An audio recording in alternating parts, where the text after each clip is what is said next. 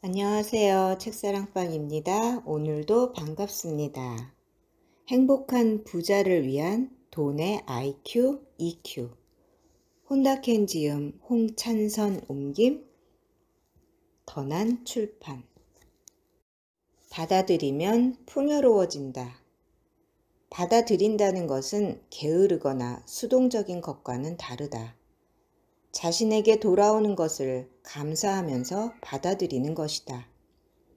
이를 위해서는 신뢰할 만한 사람이 되어야 한다. 노력도 필요하다. 일단 그런 사람이 되고 나면 행운의 파도를 탄 것과 같이 모든 게 순조롭게 풀린다. 풍요에 이르는 첫걸음은 자신이 얼마만큼 받아들이고 있는지 이해하는 것이다. 나는 불행하고 가난하다고 생각하는 사람은 정말로 그런지 검증할 필요가 있다. 지금 보통 정도의 생활을 하고 있다면 틀림없이 세계 인구의 약 90%보다는 풍요로울 것이다. 전 세계 많은 사람들이 열악한 주거 환경에서 생활하고 있다. 비가 새지 않는 집에 살고 있고 지금까지 굶어본 적이 없다면 많은 사람들의 신세를 지고 있는 셈이다. 트럭 운전수가 빵을 가까운 편의점까지 배달해주고 그 편의점 점원이 교대 근무를 해주는 덕분에 당신이 있는 곳까지 식사가 배달되는 것이다. 그렇게 생각하면 현재의 상황에 대해 감사할 수밖에 없다. 그런 감사가 풍요와 연결되는 문을 열어준다. 비즈니스에 적용하면 지금 당신이 생활할 수 있는 것도 현재의 고객이 있기 때문이다. 그들이 당신 회사에 돈을 지불하지 않는다면 당신은 지금쯤 거리를 헤매고 다닐지도 모른다. 당신이 해야 할 첫 번째 일은 그들의 존재를 확실히 인정하는 것이다. 감사하는 마음으로 고객을 받아들이면 그들은 당신의 팬이 되어줄 것이다. 돈이 당신에게 다가올 때도 마음속 깊이 받아들여야 한다. 그것이 풍요를 담을 수 있는 당신의 그릇을 크게 만든다. 대부분의 사람은 아무 대가 없이 돈을 받아서는 안 된다고 생각한다. 그러나 궁극적인 풍요는 받아들이는 것 자체에서 시작된다. 예를 들어 아기와 어린이를 보라. 그들은 사회적 가치가 있는 것을 아무것도 만들어내지 못한다. 하지만 부모와 다른 사람들이 주는 것을 온몸으로 받아들인다. 받아들이는 사람이 있기 때문에 주는 사람도 있는 것이다. 받아들이는 것이 자연스러워지면 진정으로 감사하는 마음이 우러나온다. 그리고 이번에는 무언가를 되돌려주고 싶어진다. 자신이 갖고 있는 것은 무엇이든지 나눠야겠다는 자세를 보인다. 그런 마음가짐이 지금까지 잠자고 있던 당신의 재능을 드러나게 한다. 받아들인다고 하면 왠지 뻔뻔하다는 생각이 드는가? 그렇게 느끼는 사람은 베풀지 않으면 풍요가 오지 않는다고 믿는 사람이다. 주는 게 있어야 받는 게 있다는 이른바 기브 앤 테이크 세계관을 갖고 있는 것이다. 내가 풍요에 대해 연구하면서 발견한 것은 받아들이는 것도 베푸는 것과 똑같다는 사실이다. 자신이 매우 좋아하는 사람에게 무언가를 선물할 때를 상상해보라. 상대방이 기뻐하면 당신의 마음도 즐거워진다. 상대방은 받아들임으로써 당신에게 기쁨을 주는 것이다. 베푸는 것이 받아들이는 것보다 더 간단하다. 베품으로써 기분이 좋아지기 때문이다. 하지만 받아들이는 것은 때때로 도전이 되기도 한다. 아무런 이유 없이 받아들인다는 것이 이상하게 느껴지거나 죄책감이 들기 때문이다. 그럴 때야말로 마음속으로부터 받아들여 다시 베풀어야 한다. 받아들이는 것은 인생에서 할 수 있는 최고의 일이다. 친구와 파트너의 모든 것을 받아들일 수 있다면 상대방에게 최고의 선물을 하고 있는 것이다. 풍요에 대해 좀 더 깊이 이해하면 베푸는 것이 받아들이는 것이고 받아들이는 것이 베푸는 것이라는 진리를 알 것이다. 돈의 EQ 두 번째 원칙은 감사이다. 현재 상황에 감사할 수 있게 되면 눈앞에 모든 것이 달리 보인다. 사소한 일에 대해서도 깊이 감사하는 마음을 느낄 수 있게 된다. 당신에게 오는 것은 무엇이든지 받아들이고 감사하게 되면 당신이 행운을 줄 가능성은 비약적으로 높아진다. 예를 들어 당신에게 새로운 사람을 소개시켜주고 싶은 친구가 있다고 하자. 당신이 기쁜 마음으로 그 기회를 받아들이고 감사하는 모습을 보여준다면 소개하는 사람은 마음속 깊이 만족감을 느낄 것이다. 반대로 당신이 주저하고 빼면서 별다른 흥미를 보이지 않으면 다시는 소개시켜주고 싶은 마음이 생기지 않을 것이다. 성공 철학을 다룬 많은 책에는 다른 사람을 기쁘게 하라고 쓰여 있다. 하지만 나는 그 이상의 단계가 있다고 생각한다. 그것은 어떤 일에도 쉽게 기뻐할 수 있는 사람이 되라는 것이다. 사람은 누군가를 기쁘게 해주고 싶은 욕구가 있다. 예를 들어 사랑에 빠진 연인들은 상대방을 위해 무언가를 해줌으로써 기쁨을 누린다. 당신이 아주 사소한 것에도 기뻐할 줄 아는 사람이라면 그만큼 주위 사람들을 행복하게 하는 것이다. 행복은 기뻐하는 사람에게 간다는 일본 속담도 바로 그런 경우를 가리킨다. 나는 이 세상에는 감사는 커진다는 법칙이 있다고 생각한다. 예를 들어 당신이 친구에게 사과를 주었다고 하자. 그 사람이 사과를 받고 진심으로 감사한다면 당신도 매우 기쁠 것이다. 앞으로 사과가 생기면 다른 누구보다도 바로 그 사람에게 주려고 할 것이다. 친척이 밀감을 보내주면 누구에게 줄 것인지 생각해보자. 정보도 마찬가지다. 재미있는 정보가 들어오면 그것을 보고 기뻐할 만한 사람에게 그 정보를 줄 것이다. 그렇게 함으로써 감사하는 사람에게는 정보가 점점 더 많이 모이게 된다. 가게를 운영하는 것도 비슷하다. 당신이 자주 가는 가게에 친구들을 데리고 갔다고 하자. 가게 주인은 매우 고마워하면서 온몸으로 기쁨을 표현한다. 그러면 당신은 매일 친구를 데리고 그 가게로 가서 주인이 기뻐하는 모습을 보려고 할 것이다. 매우 단순한 법칙인데도 사람들은 생각만 할 뿐 실천하지는 않는다. 돈도 마찬가지다. 돈에 대해 항상 감사하는 사람은 돈과 연결되는 기회를 얻는다. 돈을 마음속 깊이 좋아하는 사람에게는 돈이 자석처럼 끌려온다.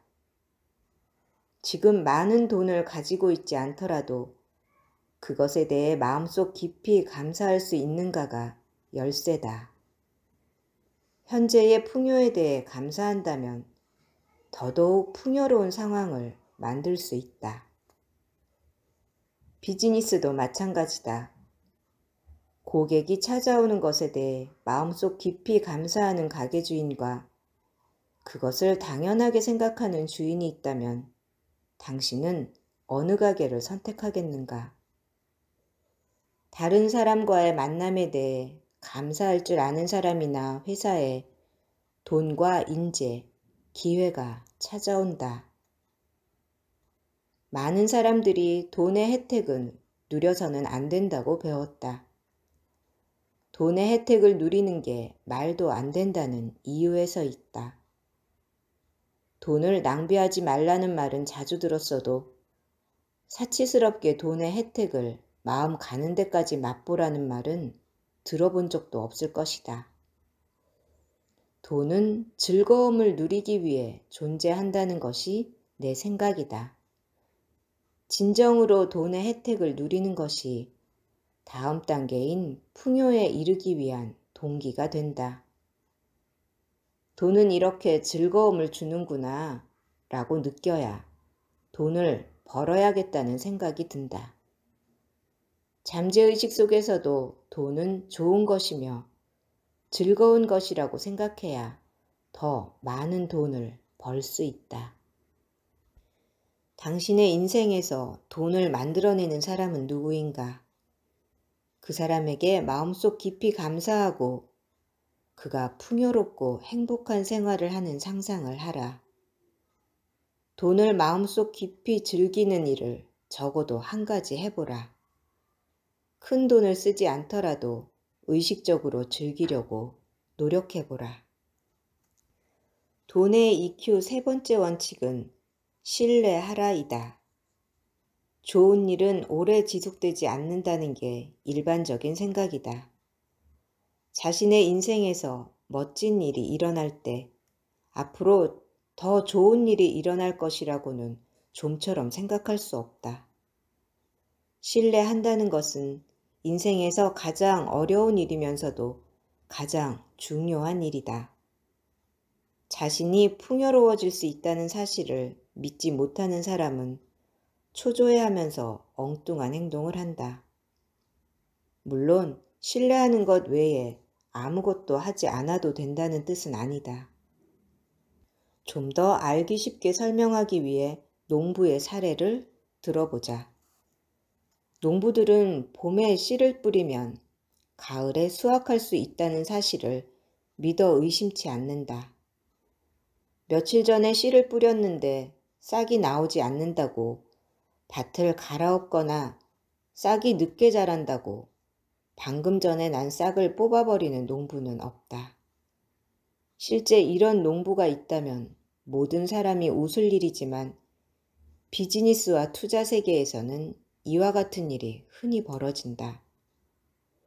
우리의 인생도 마찬가지다. 식물이 성장하는 것처럼 우리의 인생에 풍요의 씨앗을 뿌리고 천천히 가꾸어가는 태도가 필요하다. 현재는 빠르게 변화하기 때문에 결과가 빨리 나오지 않으면 초조해하는 사람이 많다. 많은 사람들이 자신의 인생에서 결실을 보지 못하면 의심과 불안으로 잠 못 이룬다. 나는 여기에서 말하는 풍요의 씨앗이 자신이 좋아하는 일이라고 생각한다. 자신이 좋아하는 일을 하면 인생이 점점 더 즐거워진다. 좋아하는 일을 함으로써 힘차고 행복해진 당신은 주위 사람에게도 매력적으로 비칠 것이다. 그런 사람에게는 좋은 기회도 오고 훌륭한 사람과의 만남도 이루어진다. 즉, 모든 일이 술술 풀리는 상태가 되기 때문이다. 여기서도 신뢰가 열쇠다.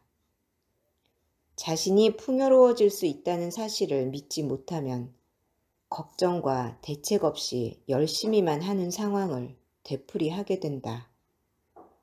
풍요가 다른 곳으로 가버리지 않도록 필사적으로 막으려고 노력한다. 밤이 아무리 어두워도 시간이 지나면 틀림없이 태양이 솟아오른다는 것을 잊어서는 안 된다. 지금 어둡기 때문에 앞으로 더 어두워질 거라는 생각은 자연의 섭리에 어긋난다.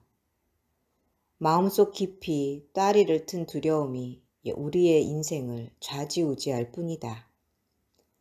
자신의 내부에 있는 빈곤 의식과 두려움을 딛고 일어서지 않으면 아무것도 신뢰할 수 없다. 돈의 EQ 네 번째 법칙은 나누어 갖기다. 나누어 갖는 것의 중요성은 고대 로마 시대의 책에도 나온다. 성서에도 수입의 일부를 나눠 가져라 라는 말이 있다. 나는 젊었을 때 어느 부자에게 기부의 의미를 물어본 뒤 의외의 대답을 들었다. 수입의 10%를 기부하는 것은 그것이 의무이기 때문이 아닐세. 결과적으로 누군가를 돕게 되지만 누군가를 돕기 위한 것도 아니라네.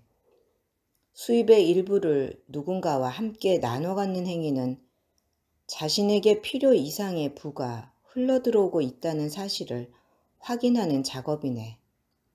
그것이 잠재의식에 입력돼 있기 때문에 더욱 풍요로워지는 것이지.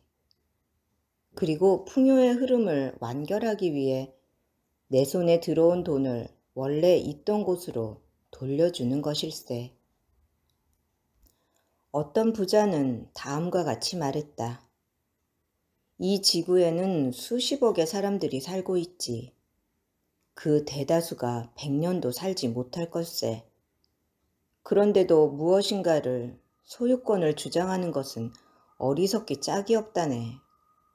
그보다는 모든 사람들이 하루빨리 지구에서 자신의 시간을 충실히 보내도록 바뀐다면 좋을 텐데, 우리에게 주어진 시간도 짧은데 모든 사람이 가진 것을 나누고 즐겁게 살면 되지 않나? 그렇게 하면 지금 우리를 괴롭히고 있는 돈 문제나 전쟁과 기아 등의 문제도 없어질 텐데 말일세. 자유롭게 주고 자유롭게 받아들이는 것이야말로 가장 풍요로운 삶의 길이다. 부자가 되기 위해 기부나 나눔을 행하는 것이 아니라 그런 행위 자체가 즐겁기 때문에 기부하는 사람이 늘어나면 좋을 것이다. 무엇인가를 소유한다는 사고는 풍요의 흐름을 자기 쪽으로 끌어들인 다음 벽을 쌓아 밖으로 흘러나가지 못하도록 막는 것과 같다. 그렇게 번거로운 일을 하지 않아도 풍요의 흐름은 꼬리에 꼬리를 물고 이어진다. 그것을 믿고 흘러가도록 맡겨두려는 태도에서 나눔의 정신이 나온다. 나는 지금까지 불행한 부자들을 많이 만났다. 그들은 돈에 집착하는 특징이 있다. 그런데 불가사의한 것은 그런 사람일수록 젊어서 병에 걸리는 경우가 많다는 사실이다. 어떤 사람은 이를 두고 돈의 에너지가 한 곳에 머물러 가라앉기 때문이라고 말하기도 한다. 깨끗한 흐름을 만들면 상쾌하고 즐거운 인생을 보낼 수 있다. 들어주셔서 감사합니다. 사랑합니다. 축복합니다. 오늘도 제가 당신을 응원합니다.